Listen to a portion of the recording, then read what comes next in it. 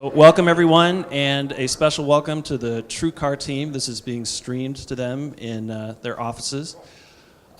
We're pleased to welcome today Scott Painter, the founder and CEO of TrueCar. So I'm going to put everybody on notice today. One thing about Scott, he's all about transparency.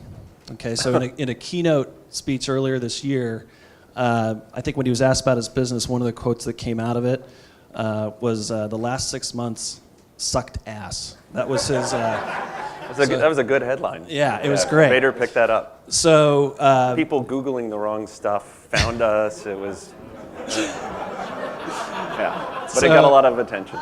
So as we get into Q&A later, feel free to ask any and all kinds of questions, because Scott will answer them. One thing about the company we're going to explore here is there's tremendous similarities between what we do and what they do. And so for us, there's a special, I would say, bond or relationship with TrueCar in the sense that our devotion to the customer and to information transparency and empowerment is a huge thing. So with that, I'm going to open it up to Scott. I was hoping that he could give us some information on his background. One thing about him, I would say serial entrepreneur is maybe an understatement. So if you could start there, that'd be great. So I don't know if serial entrepreneur is an understatement or not, but first of all, I just want to say thank you for having me. I'm actually from Seattle, so I was born in Seattle. My whole family's here, and so just to be back in Seattle is great. We were at West Point together, so there are a lot of similarities in addition to the fact that I think Zillow and TrueCar do something very similar, but in two separate markets. You guys have been at it a little bit longer than we have. But we have also had some experiences that I think are pretty intense, certainly over the last year. We're a 7-year-old company. We got started during a time when there just wasn't a lot of capital to go out and build companies based on sort of the power of an idea, and our business model was largely forged as a result of that. And so what makes us a little bit different than Zillow is how we get paid. We bring transparency to the auto buying process, and it really is about answering one fundamental question: what did others pay? And that's the only way to know if you're getting a fair deal, right? In the business of buying a car, the idea of understanding what everyone else paid for their car and presenting that in a way that's really cogent is very, very powerful. You can take a first-time car buyer, somebody who doesn't know anything about cars, and in 30 seconds or less, with the right visuals, you can actually convey all the concepts related to the math around what others paid. And in the business of buying a new car, that actually can matter a lot. So in a $50,000 car, there can be as much as a 20 or 30% swing between the high and the low for the same car. And that's actually sort of the basis of the fear around the process of car buying, is that you might make a mistake. And so I think what we have learned over the last 7 years is that while being a company that is focused on answering that fundamental question for the consumer, we live in an ecosystem where we do require balance. We are not selling cars. So for us, one of the things that I think a lot of people get confused about is TrueCar the best place to go to get the best deal on a car? And that's certainly true if the dealers that are on our program are offering the best deals to get a car. What we really are is a marketplace, and our mission is really to create an intelligent marketplace that balances buyers and sellers and both of their needs. And really the ideal outcome for us is based on that free market economic theory around supply and demand finding equilibrium, and the notion that that is by definition sustainable. And so we believe that. We fundamentally operate to that. We experienced a bit of a bump in the road last year, and so the last 6 months sucked ass comment came out of that because the industry pushed back. We got to a point of relevance, which is interesting because for us as a company, the way we get paid is based on a transaction occurring. So we do not monetize impressions, we do not monetize leads, but the reason we can do that is because we can track those introductions all the way through to the back end at the dealership. So if somebody comes into our site, there is a fundamental bargain that we make with the dealers on our network that they will honor and present upfront prices. And those upfront prices get conveyed to the consumer in the form of a price guarantee or a savings, guaranteed savings, and they take that into their dealership and then they expect that savings. The great self-governing reality of that is that when a consumer who doesn't really even understand what is a fair price is educated as to what is a fair price, and then they see an upfront no haggle price, they become a very confident, satisfiable consumer a very high percentage of the time. And so as opposed to lead gen, about 10 times more often an introduction ends up buying a car. And that's a pretty powerful statement. We do not charge the dealer, and I can now say that this is not a true statement in every state. We have had to work with states, so we actually operate in some states a little bit differently based on the need to comply with those very variable laws. But generally, we're a performance-based marketing organization, and we do not charge the dealer for the introduction. We don't charge them for impressions. We don't charge them for advertising. We charge them if the person that we introduce them to buys a car. And we can track that introduction all the way through into their electronic systems, and we can see when that occurs. And so for the dealer, it's actually a pretty fair deal. They get to eliminate the variable marketing expense associated with acquiring a customer. The actual math in the car space is about a 50% savings. The traditional dealer is spending somewhere between $600 and $800 per car sold in marketing. So the idea that they would have a fixed expense only when they sell a car is a pretty compelling bargain for the dealer. And so that's what gets them to sort of step up for that trade. Last year, at the end of the year, we went on television. So we went pretty mainstream. And as a result, the visibility for TrueCar went up and over that inflection point of relevance to the point where the industry, which seems very fragmented and very disjointed, rebelled very effectively.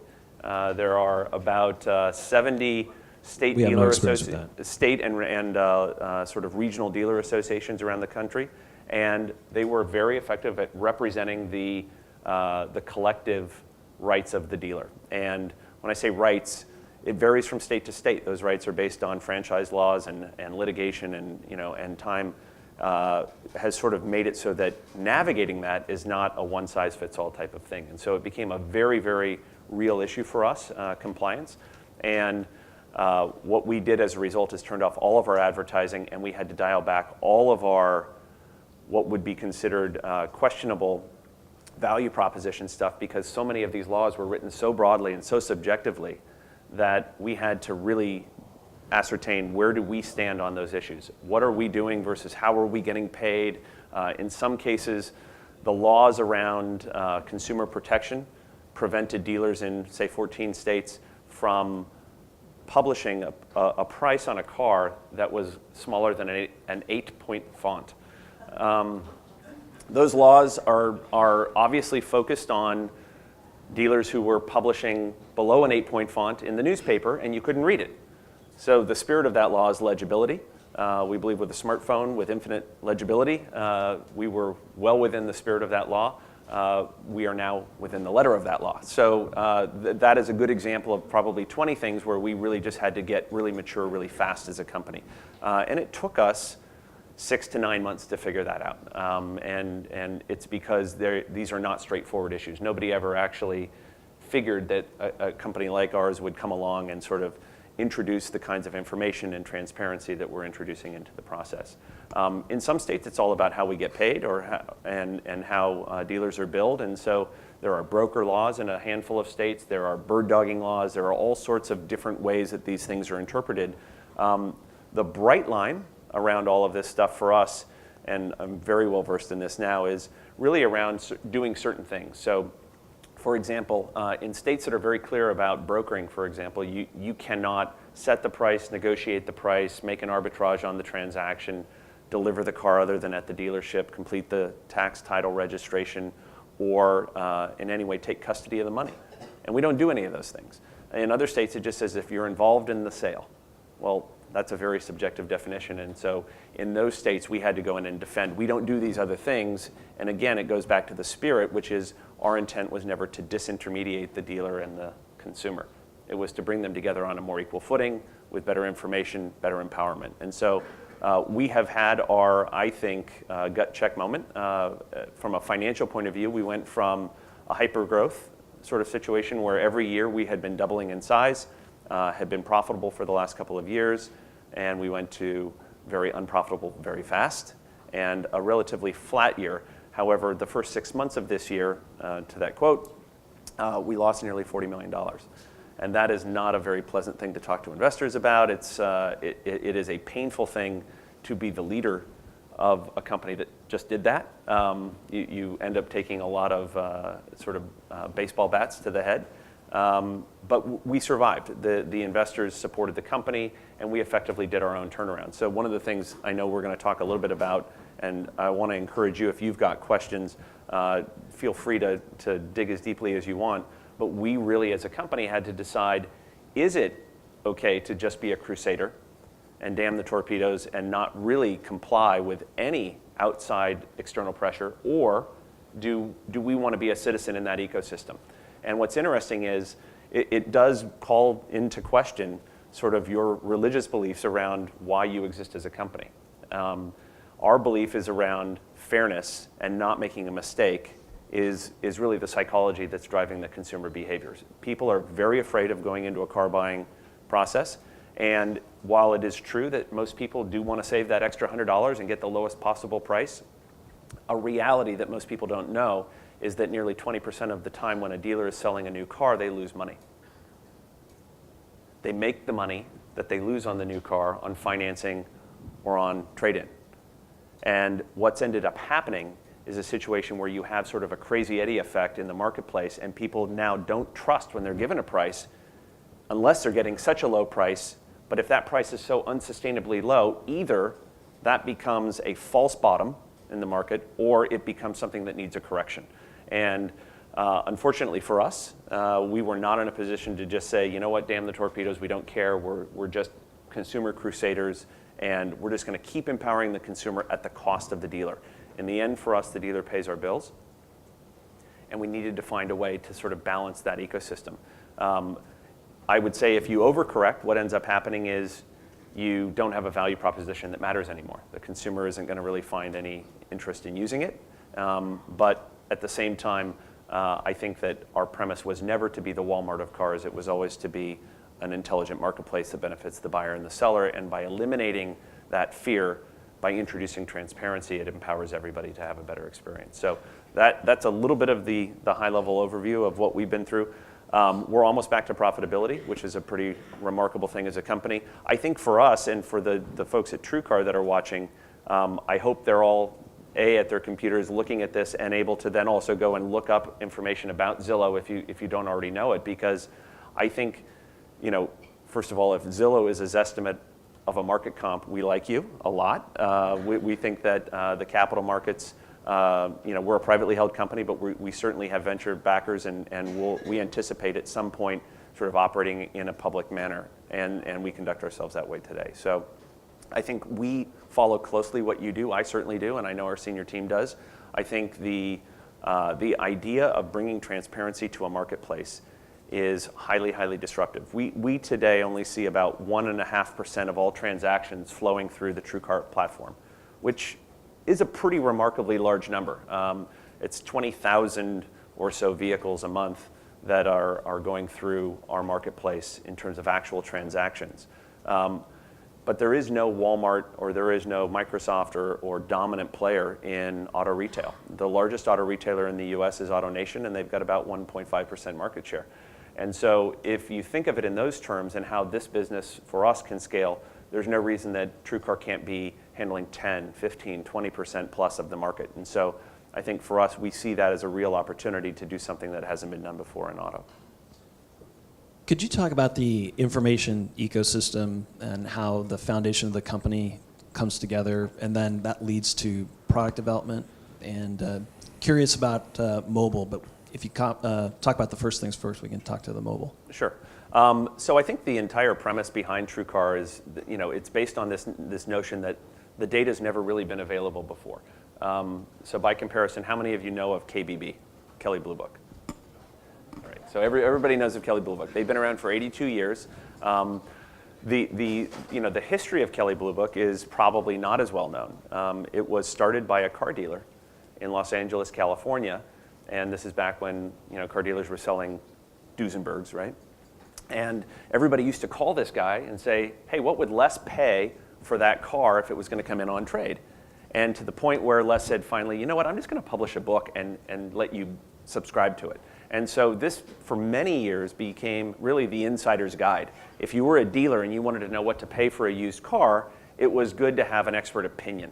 And what Les was doing was basically becoming a market maker. And that's the DNA of that guide or reference book sort of paradigm. I think the difference at TrueCar, and there's an interesting what happens next conversation, but TrueCar was premised on all the data is available now. And when you buy a car, it turns out you leave a data trail a mile wide. It's the same in buying a house. But in the car space for us, there's not only an information ecosystem that's built up around the transaction itself and helping dealers to digitize the back end and the sales process automation, but there is also tax, title, registration, loans, leases, insurance, and there's ecosystems and verticals in all of those areas as well. So you've got just tons of companies that have this data that ties all the way back to a VIN, and that's a specific car, and you're able to now see that transaction level detail. And when you apply the statistical sort of mathematics to understanding how the car business is operated, you can actually deconstruct a car. If somebody wants to buy a car configured a certain way, I can now go in and I can deduct all of the additions to that car, built the way that person did it, at invoice or at MSRP. So these are all sort of terms of art now in the car business. And then I can reconstruct it based on how somebody else might want to buy it. And then I can build up to their price down to the dollar.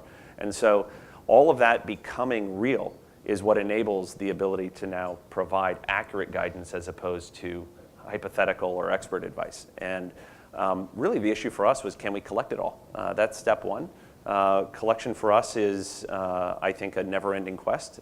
We buy data from multiple sources, and I think we'll never be done with that. Different data has different quality. I imagine you guys have almost an identical set of issues. Data that is either not current or has some lag is obviously going to be less relevant. Data that doesn't have the granularity that you need is going to be less relevant. But nonetheless, all of it does compile into a very accurate view of the market, statistically speaking. I think the second thing that we do that's really quite hard is the analysis of the data. You've got to be an expert on 50 brands, 500 models, 5,000 trims, 100 million permutations of car.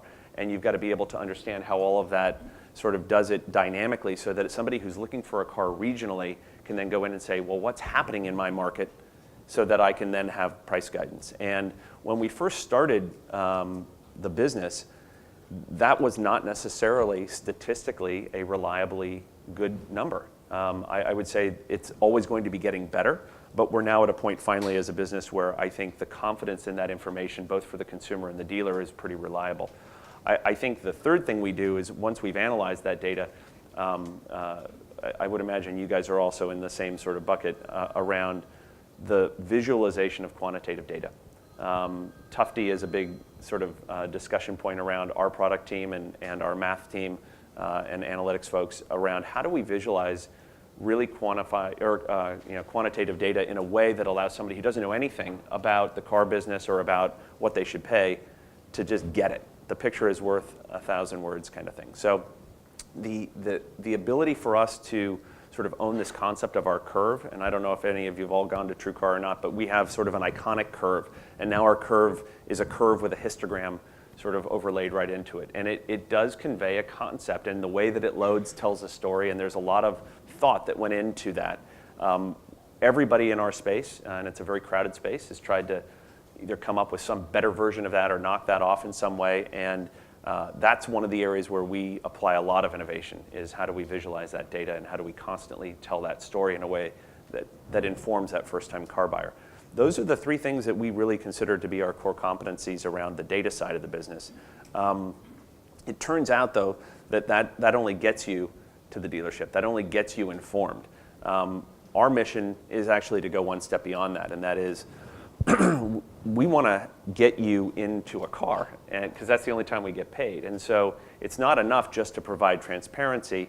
We need to be able to present that transparency in the context of upfront prices.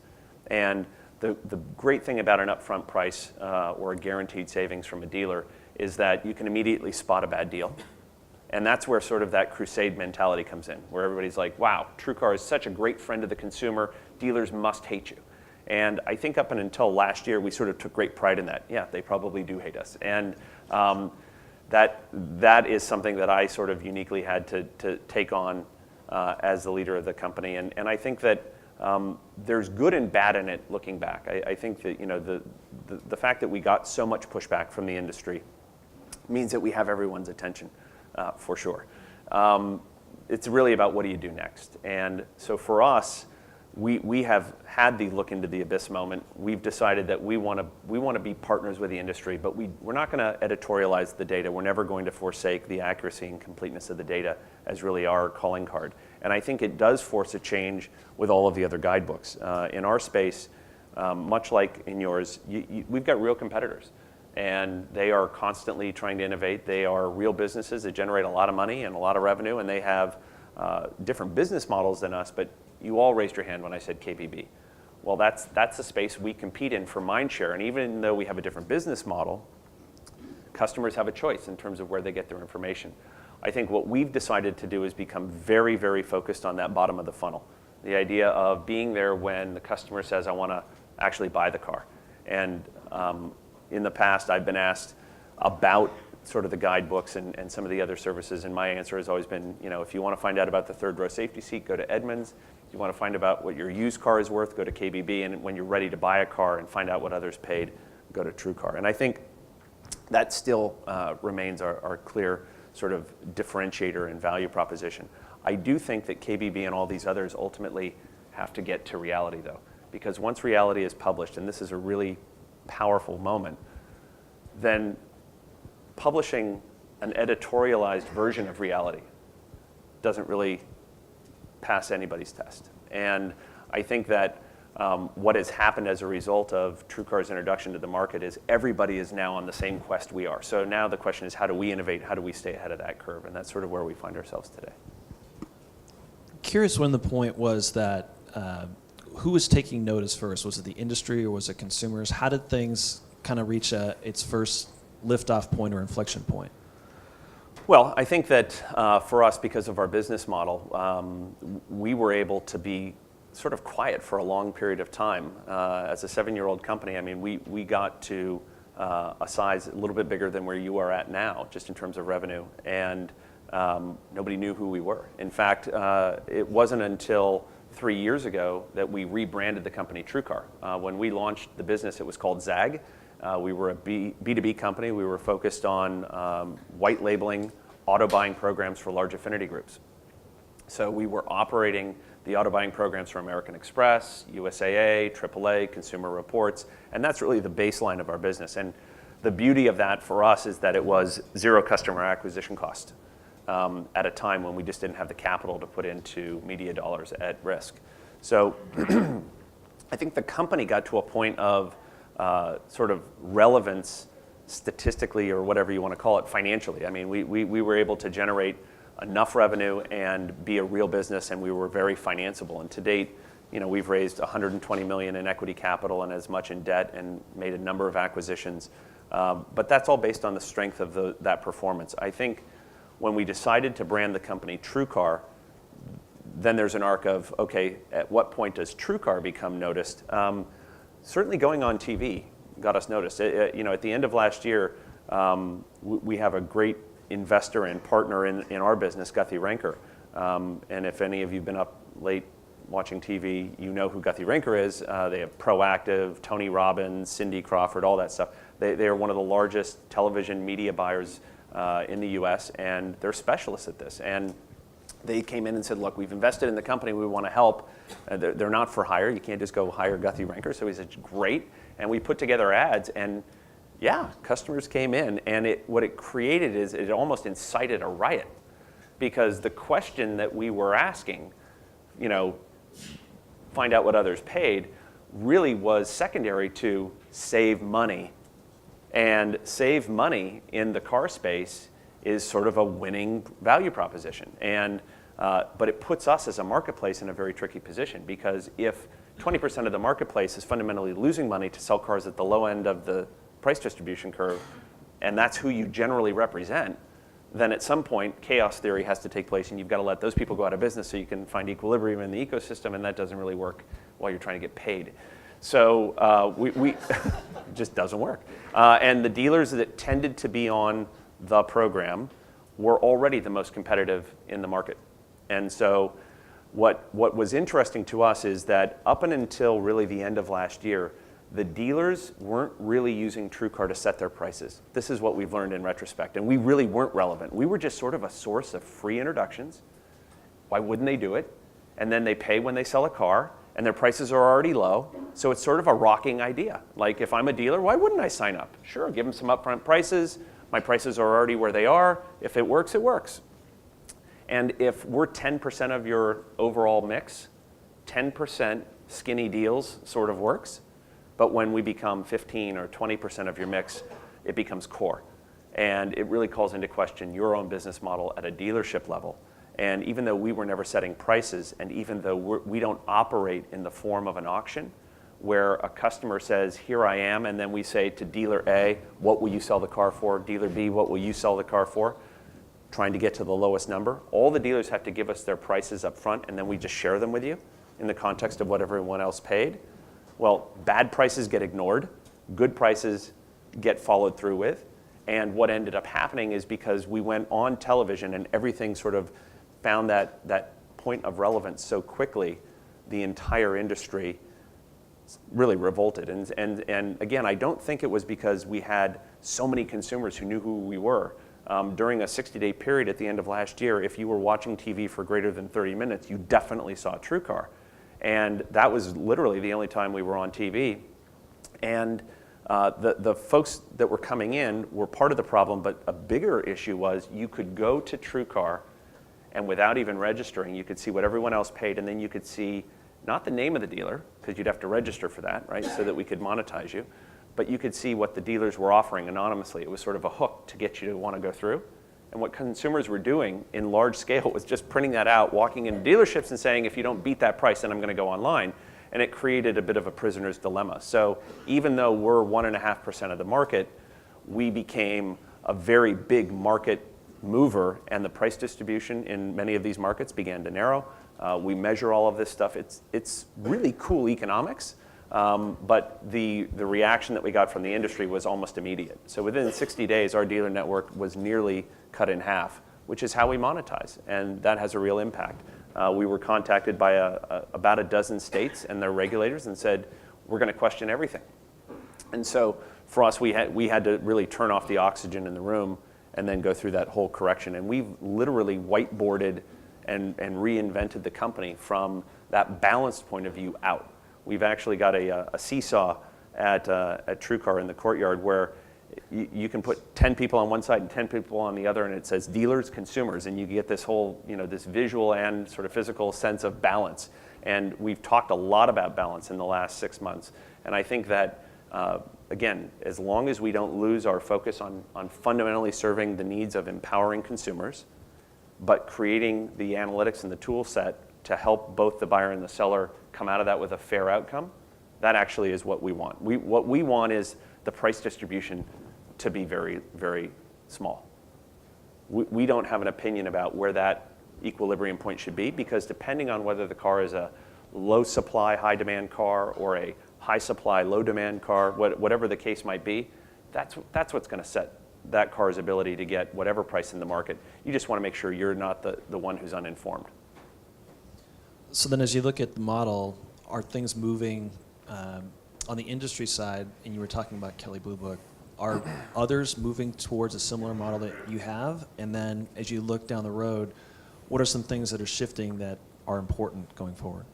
Yeah, it's interesting. I think that brands tend to, it always starts with brand. What does the brand stand for?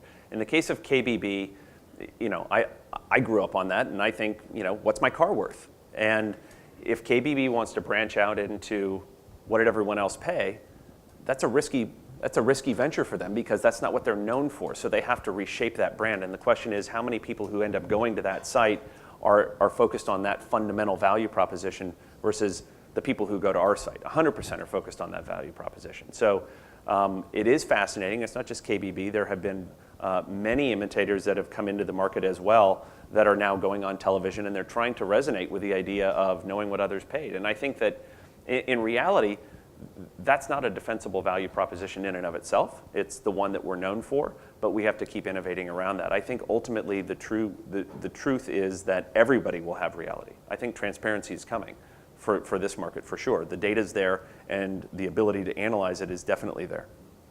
For us, now it's about saying, okay, what's next? And I think that if I look at the sort of big three things that equal enterprise value for us 5 years from now, clearly the first one is, are we the baseline of reality for what others paid for their car? Because knowing what a car is worth really is where the credibility begins, and it's where all of the other things emanate from. If you don't have credibility in that conversation, you can't say, well, then let me help you with an upfront price, because then you're just ABC Motors, right? So it starts there, and always defending that, never editorializing the data, always being accurate, always being complete, and being relentless about it. I think we've got a pretty big dollar commitment to sourcing data, for example. And most of these other businesses don't have that kind of allocation of dollars just for data. And so we do. I think the second thing is we are now at a point where we have to be very mindful of the balance in that ecosystem. If we don't give both the buyer and the seller the same information, then we're doing somebody a disservice. And again, because we don't have an opinion about whether or not that car sells for more or for less, we just want everybody to be happy, and we want everybody to have the power of information in their hands. We have to really be mindful of what the dealer's needs are. Dealers are faced with a real threat today, and that is, how do they allocate their time given the changing behavior of consumers?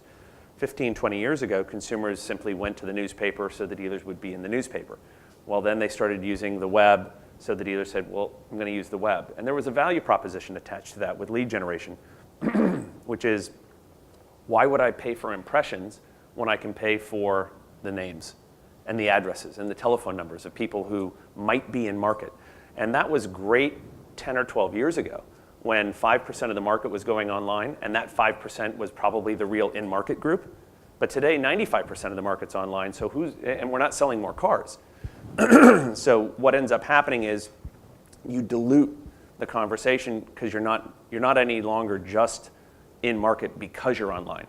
You have to go a little bit deeper, and the sort of the ability to track an introduction, I think, is what unleashes that next business model. And for us, getting paid at a transactional level is what differentiates us from our competition.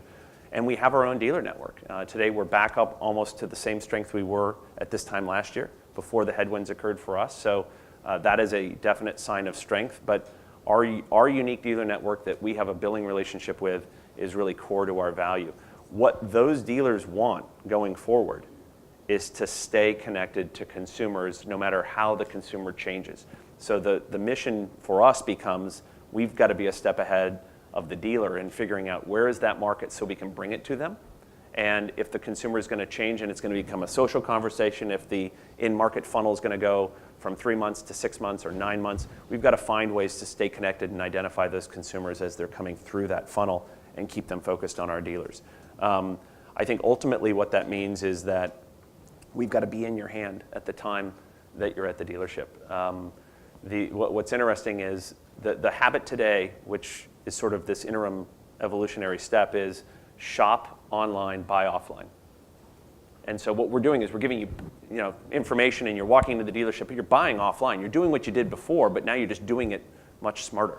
And what we believe is that those two processes are going to collapse. We think that the more efficient value proposition for the dealer is actually letting the customer come in the door and be ready to transact, and all of the things that would be friction in that conversation should get removed. And fundamentally, those things exist today. They exist in terms of the systems that the dealer has behind the door, right? So when you go to a car dealership and you buy a car, they are not writing everything down. They're punching it into a computer, and they have systems for finance and insurance and registration, tax and title, and the completion of the transaction.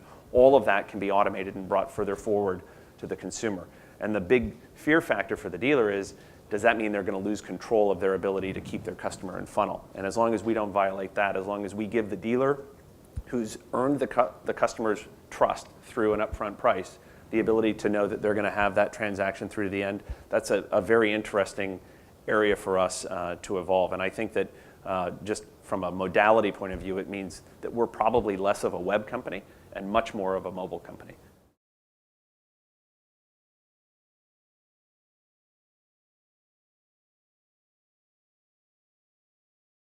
So what's interesting is the way we've grown our business is on top of the LMS system or lead management software systems that exist at the dealership today. So we ride into the dealership on the same rails as every other lead gen source that the dealer sees. And that was done just because that became a very quick industry standard that everybody embraced. I think for us, we're looking at how to change that because the conversation that we're having with the dealer is so much more robust. And I don't think those systems are inherently built as two-way conversations. Most of those systems are sort of like the inbox, and everything gets dumped into the inbox, and somebody who's usually the rookie at the dealership gets given the task of waking up in the morning and sorting through the inbox, calling everybody and finding out who's real and who's not, and then turning over the real ones to the KG veteran, right? And I think the future of how that works is that we will probably tie into those systems. I don't think that there's a lot of value for us as a company trying to reinvent those systems. So you're not going to rewrite the LMS? No, I think we want to get away from the LMS as the fundamental platform for having that conversation. I think we would want to go into the DMS, which is in dealer speak, much more of the back end system, and we would look to partner with existing industry dominant players in that space. We don't want to get into the commoditized business of software as a service or any of that. I mean, I think that there are plenty of examples, certainly in the auto space, of companies that have said, wow, it's nice to have thousands of customers who pay us hundreds of dollars a month and we provide these services. What they find, though, is that they're no longer hyper-growth companies. So the core of our business model becomes a very good guiding principle around where we go strategically. We're going to be focused on scalable transaction revenue as a way of growing the business because that market is so big. If you look at the two areas for us to grow, it is definitely market share. Like I said, 1.5 today, I think we can get to 15 or 20% market share. And so that's an exciting story. I think the other side of it is we can grow the value per customer in our business. So today we only solve a very small part of the problem. The most important part of the problem, which is what is my car worth, but almost everybody who's going to buy a car either finances or leases that car and has a trade-in. And so solving all of those pieces in a way that works with the dealer, I think, is a really big challenge for us. But it is also an opportunity for us to potentially double or more the revenue that we generate per customer. Today, our business, because it's transactional, gets valued a little bit differently than a traditional, well, we're private, so I mean, we value it a little bit differently than a traditional advertiser model might look at it.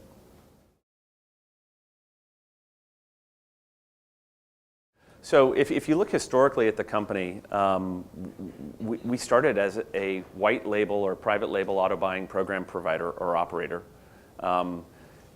Not very sexy, not really rolling off the tongue at cocktail parties. I mean, it's just, it was a hard business to get your head around. But for us, what it provided is the ability to align with brands that had great goodwill with their members. So take USAA, one of the most valuable service brands, period. And they have a relationship with military and military families who are eligible for USAA that is really unmatchable. And USAA, I mean, if you go all the way back to the beginning, USAA is really about auto insurance for officers, right? It was United States Automobile Association. That's the etymology of USAA. And so there is a clear connection to cars, but they do so much more. They're a full-service credit union style operation for military. That trust mark is so high that if USAA makes a recommendation on a car and we're the white label provider for it, there is a close rate and a conversion rate attached to that that is almost impossible to replicate, just because of the goodwill that gets transferred into that conversation. And historically, there have been auto buying programs around for about 20, 25 years. AAA has had auto buying programs. Costco has an auto buying program. These programs traditionally leverage the goodwill of AAA and Costco to get the member to say, I must be getting a good deal, it's Costco. But in reality, they're just walking into a car dealer and they're showing their Costco card. The dealer is paying a monthly fee to be on that program. And there's really no way to validate or verify, is it a good deal?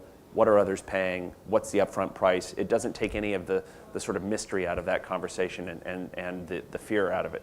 But they are transferring goodwill. I think that today is a very important part of our business. If we didn't have that, we would not have made it through what happened this last year. This last year for us, when we turned off the oxygen, we turned off all the oxygen on the more aggressive part of our business, which is our own affinity through data and transparency, which was provocative and not very popular with the industry. So, dealers who were on the program said, God, I love the USAA members that are coming in. I love the American Express card members. I love the Consumer Reports customers. Don't really like the TrueCar stuff. But it is all the same. It's running on top of the same platform. So for us, if we could grow that business infinitely, I think that we would do that. It's a pretty awesome model because there is no real risk in terms of customer acquisition cost. What we learned when we went on TV, though, is that we actually can be profitable with our own model and that our brand actually does have real value. And we appeal to a certain part of the market, and that's still an evolving thing for us. Like we don't know now that we've changed a little bit of our value proposition and we're going away from the ads that were so clearly direct response last year to newer, different ads. Will they work? I mean, if consumers have the point of view that TrueCar only is compelling if I truly get the lowest price on a car in the marketplace, then we're sort of screwed. Right? Our bet is that the psychology of the car buyer is I don't want to make a mistake. It's too big of a transaction. I just don't want to make a mistake. And the evidence of that is most of us, when given a price by a dealer, end up going and calling two other dealers to triangulate. The dealer said 19.5 for the ... and do you have it? Yes, I have it. What would you sell it for? You've got 20 seconds, 15 seconds, right? And the dealer then comes back and says, 16.5. Well, you're now back at square one, right? What you're hoping to hear is 20, right? And a little bit higher than the price I was given, right? And that process is not an exact science, and it is very, very emotional, but it is what most people do when buying a car. And I think TrueCar does that work for you. TrueCar is about just saying, look, this is what everyone else paid. Here are 3 offers from dealers. This is the no haggle, no hassle price. And dealers are free to try to overcharge in that environment too. They can put a price up on the curve that's way to the right and well above average. And our presumption is if they do that, given the transparency, that consumers just simply won't accept the offer. They won't take a look at it or investigate it any further. Today, about 30% of our revenue comes through our own channel. 70% comes through the Affinity channel. We were sort of coming up on 50-50 when we started throttling up. And I think that for our business to grow, we do need to really invest in the power of our own brand and our own affinity because it's hard to get affinity groups or third parties to do everything you want them to do. Right? We don't control their marketing budgets. We don't control their email release dates or any of their promotional calendar at all. And so those things tend to be very long lead time for us. But today we represent so many that it's a little bit diversified.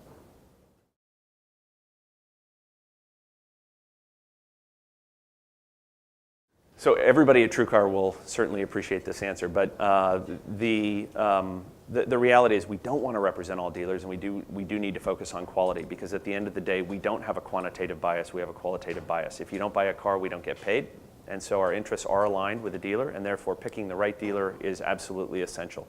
There is a really important balance between the right dealer and a convenient dealer, it turns out. So in some cases where you have geographic challenges, you don't have as many choices around saying, okay, well, we're just not going to go with that dealer because they're not a good dealer. Well, they might be Lexus of Maui, and that's the only choice you've got if you want to buy a Lexus and you live on Maui, right? So I think the trick is always making sure that you select the right dealer. For us, at maximum penetration, we're sort of a 30% player. We don't want more than 30% of dealers on our program, which means that we want to be about twice as big as we are today.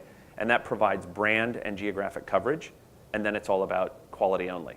The only way we have found to manage that equation is we have the ability to enforce certain policies. And if a dealer violates those policies, they're off the program. There is a very compelling nature to free introductions that you only pay for when a car is sold. If you violate the offer, if you say, I'll sell the car for $20,500 and then you do not honor that price, we will fire you and not let you stay on the program. How did you find out that they violated we hear about it in like a very, very short period of time. Consumers tend to be very, very on top of a printed certificate that says I'm guaranteed this amount of savings and then not getting it. And this was one of the really hard things for us when we were going through our headwinds, because there was so much of an uproar within automotive that even dealers who were on the program, who stayed with us, who loved the program, were wondering if they were even going to have to pay their bills. And so the question sort of arose even at the consumer dealer level during that period of time, is this still valid? And I mean, thank God that's behind us is all I can say. I think that the dealers who stuck with the program are very, very focused on understanding that these are customers that you treat a certain way because we've set their expectations around a different process.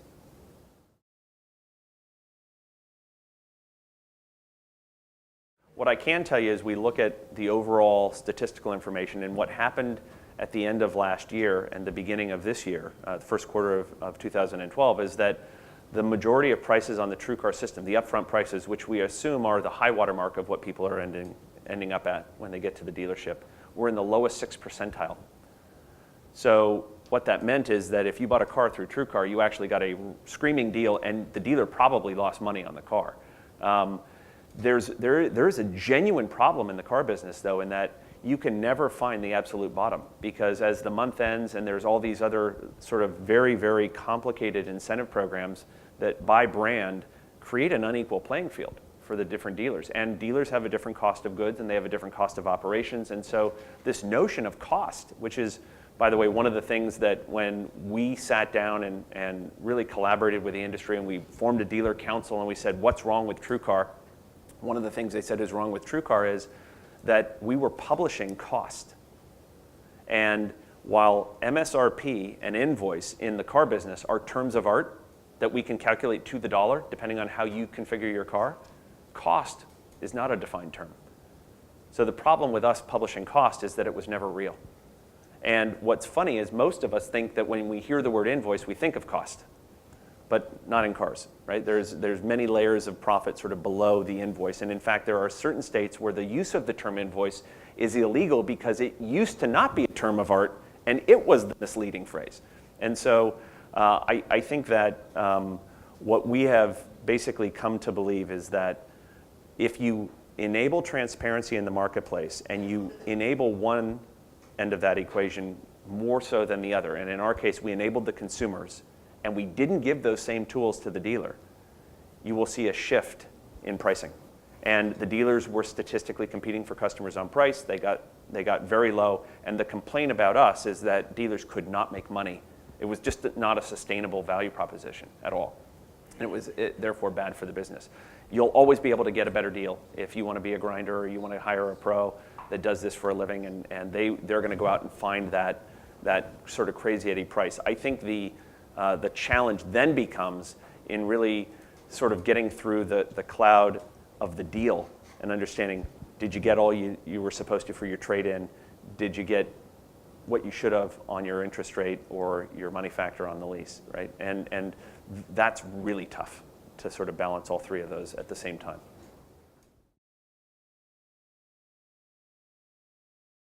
For us, I've been in the auto business before. I was the founder of a company called carsdirect.com and raised a lot of money. I was an Idea Lab CEO. I've never had a dealer council before. I never really cared, and because I was always so focused on the consumer value proposition that we were sort of crusaders for them. And the reality is none of those businesses got to the point where TrueCar is at today, where we're that relevant to get everyone to care. Looking back, the value of what we've been through is that everybody knows who we are in auto.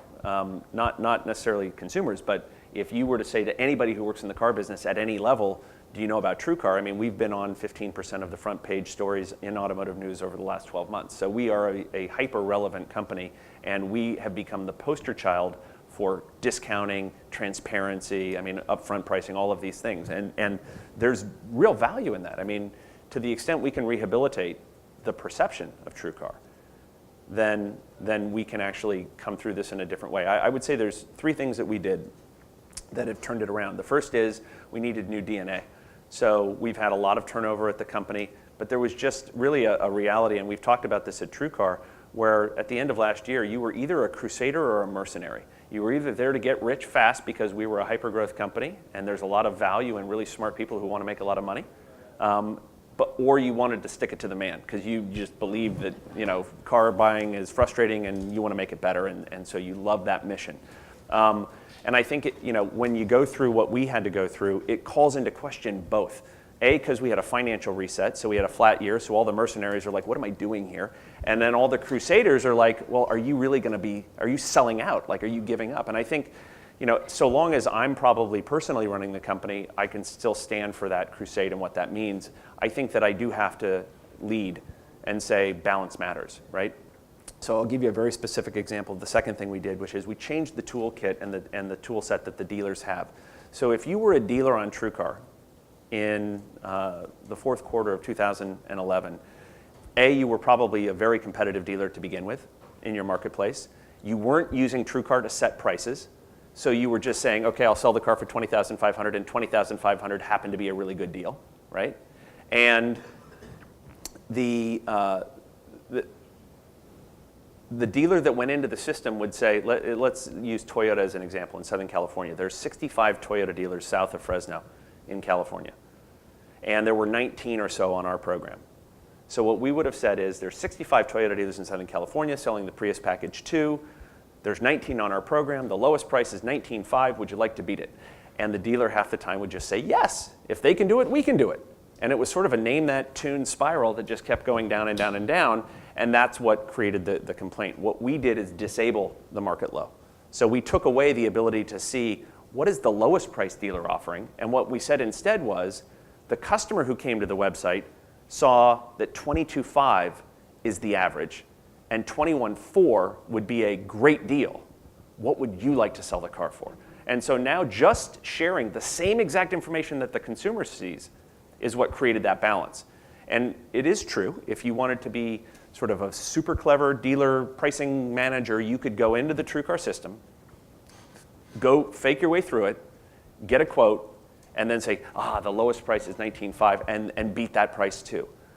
But I think what we've learned is that that's just way too much work for 99% of that marketplace. And by taking that convenience factor away and adding friction, we created better behavior. And so today, objectively speaking, as it relates to the overall market, two things are true. One, TrueCar does not represent the lowest in the market. Generally speaking, doesn't mean that somebody doesn't have a fire sale and they don't do crazy things and they try to game that system.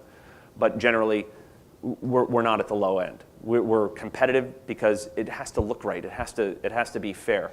But the distribution is also narrowed. And those two things sort of offset for one another. At the end of the day, you're still going to get the same great deal, but there's not going to be people who get massively screwed or people who get a really skinny takeaway deal, right?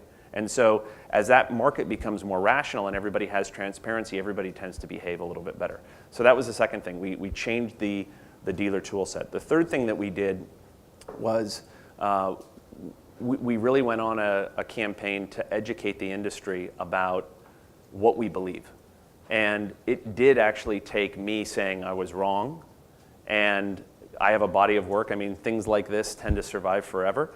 And the things that used to come out of my mouth had nothing to do with whether or not we would succeed or not. They had a lot to do with my ability to raise money around the notion of the commoditization of the car. I haven't even said that word in like a year. The commoditization of the car, the role of the salespeople. I mean, these are things that have nothing to do with whether TrueCar succeeds or fails, and yet the first thing that Keith Crane said to me, the guy who runs automotive news, when he met me for the first time after I'd been in the business for 20 years, astonishingly, that I hadn't reached out to him or met him before, he sits down and he goes, "Why do you hate salespeople?" And I'm like, why am I talking about salespeople? Like, it's not my issue.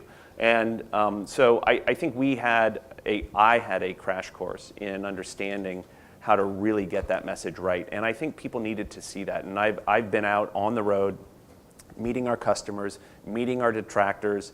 And yes, I go to the fried food, dinner in Atlanta with the guy who torched us and, did not like the company and didn't have his facts straight, right? And it is about educating him, but it's also about being human and just saying, look, I get why you're upset, and this is what happened, and this is why, and this is what we're doing about it, and walking them through. And that really just takes time. I think for us, now that we're stable as a company and we're not in that chaos, we know who to talk to, we know what to say, we have the right people in place. These dealer association presidents, there's 70 of them. We hired one of the sitting dealer association presidents from South Carolina who knows all of the dealer association presidents, and he does nothing but go around and talk to the dealer association presidents. So you have one of those guys here? Yeah.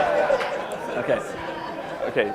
So our guy, his name is Pat, and it's great. I think the first time we Skyped with Pat, I think he was wearing a suit, but he was wearing shorts, and he didn't know how to turn the camera on or off. But we've learned a lot just in terms of our DNA about how to fit in that culture. I think we were incredibly arrogant, and it starts with me as a company about not really caring what the industry thought. I've just been on a 3-week tour where we're previewing the ads that we want to put back on TV.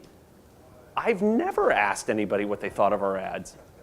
We just ran them and they worked. And so now we're out and we're showing them and we're changing them and we're going through that whole process. And I think it's incredibly healthy. The reality is if we want to scale as a business beyond being provocative or disruptive, but truly a citizen in that ecosystem and get to the scale that we're talking about, we have to have that balance. We have to have that level of relationship connection. I think we've come to the end of our time, so that's a great note to end on. Thank you so much, Scott. Thank you for having me.